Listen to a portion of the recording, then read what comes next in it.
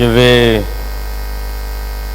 me charger de lire le discours de son Excellence, Monsieur le Président Macky Sall. Donc, je lui prête ma voix pour lire ces termes. Excellence, Madame Samia Suluhu Hassan, Présidente de la République unie de Tanzanie, chères sœurs, chers collègues, Mesdames, Messieurs, chers amis,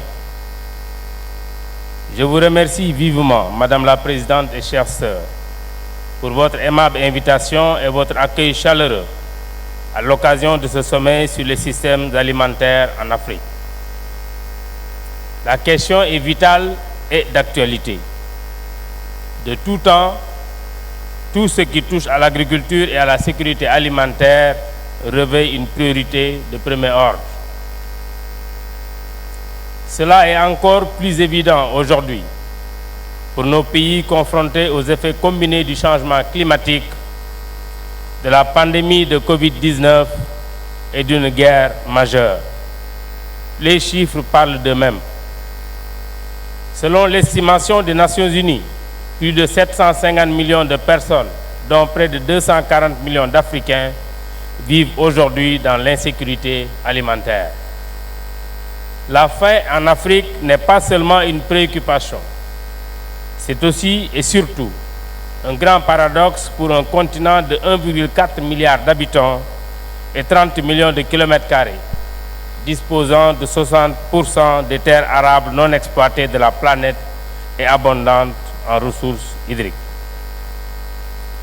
Avec un potentiel aussi immense, l'Afrique ne devrait avoir ni faim ni soif. Bien au contraire, elle devrait pouvoir se nourrir et aider à nourrir le monde au lieu de continuer à importer et pire encore, à dépendre de l'aide pour satisfaire l'essentiel de ses besoins alimentaires. Il y a 20 ans, nos pays avaient pris l'engagement, dans la déclaration de Maputo de juillet 2003, d'allouer au moins 10% du budget national à l'agriculture. La réalisation de cet objectif requiert avant tout un choix volontariste qui joint l'acte à la parole.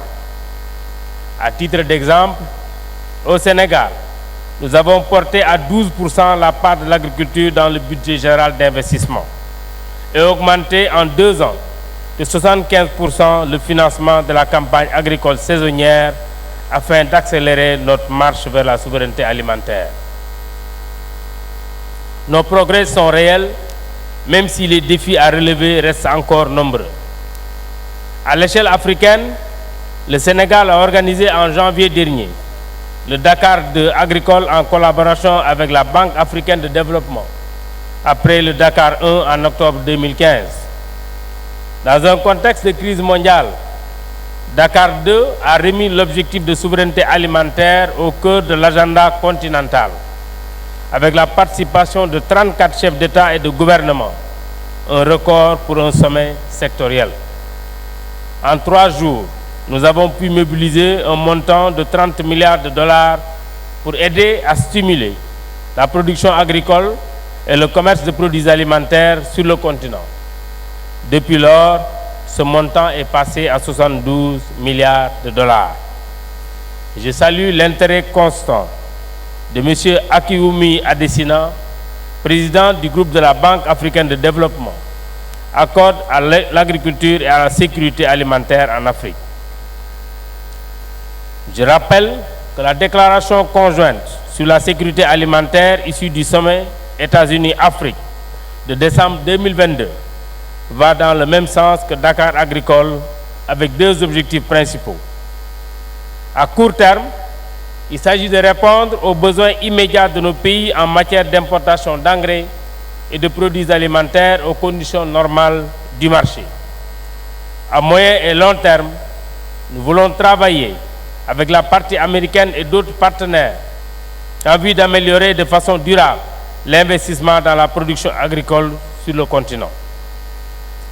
Conformément au mandat que le président en exercice de l'Union africaine m'a confié, La task force que j'avais mise en place pour le suivi de la déclaration de Washington lors de mon mandat à la tête de l'Union poursuit les consultations avec la partie américaine. En tout état de cause, si nous voulons transformer notre potentiel et réaliser nos objectifs de souveraineté alimentaire, il nous faut résolument engager les mutations nécessaires. J'en vois 4 au moins. Premièrement, valoriser davantage la recherche, améliorer la mécanisation agricole et la maîtrise de l'eau, et intensifier l'utilisation de méthodes et technologies modernes, y compris pour la transformation locale des produits. Deuxièmement, augmenter les superficies exploitées bien au-delà des petites fermes familiales, d'où la nécessité d'aménagement foncier qui consolide les besoins légitimes de l'agriculture familiale et ceux indispensables de l'agrobusiness qui permet la production à grande échelle. Troisièmement, installer des équipements de stockage et de conservation des produits pour éviter des pertes post-récolte et désenclaver les zones de production au marché en renforçant les infrastructures de transport interne et d'interconnexion transfrontalière afin de faciliter l'accès au marché, surtout à l'heure de la ZLECAf. Quatrièmement, enfin, soutenir les petits exploitants, notamment les femmes et les jeunes, par un encadrement et un financement adaptés à leurs besoins. Il faut, pour ce faire, vaincre les préjugés encore tenaces qui perçoivent l'agriculture comme une activité pour les pauvres, qu'on n'exerce que parce qu'on ne trouve rien d'autre à faire.